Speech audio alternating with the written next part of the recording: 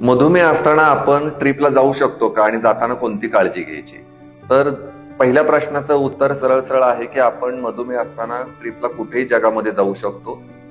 दुसऱ्या प्रश्नाचं जे उत्तर आहे की मधुमेह असताना आपण कोणती काळजी घेतली पाहिजे ट्रिपला जाताना. तर पहिली गोष्ट म्हणजे ट्रिपला जाण्यापूर्वी आपण आपल्या डॉक्टरांना भेटलं पाहिजे आणि तुम्ही कुठं जाणार आहे, म्हणजे तुम्ही समजा ट्रेकिंगला जाणार आहे किंवा जिथं खूप जास्त 15-20 किलोमीटर चालावं लागणार आहे का, तुम्ही परदेशात जाणार आहे का, किंवा जिथं टेम्परेचर व्हेरिएशन्स खूप आहेत अशा ठिकाणी जाणार आहेत का, तर याची पूर्वकल्पना तुम्ही डॉक्टरांना द्यायला हवी.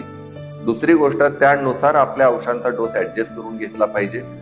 तिसरी महत्वाची गोष्ट, आपल्या बरोबरचे जे आहेत ट्रिप मधले लोक, ह्या सगळ्यांना माहित पाहिजे की आपल्याला डायबिटीस आहे. मग हे तुम्ही लपवून जर गेला तर कदाचित काहीतरी अडचण येण्याची शक्यता. त्यामुळे आपल्या बरोबरच्या लोकांना तुम्हाला डायबिटीस आहे हे माहित असायला हवं. तुमचे इमर्जन्सीचे कॉन्टॅक्ट नंबर तुमच्या सोबतच्या लोकांकडे पाहिजेत. काही अडचण आली तर कोणाला कॉन्टॅक्ट करायचा.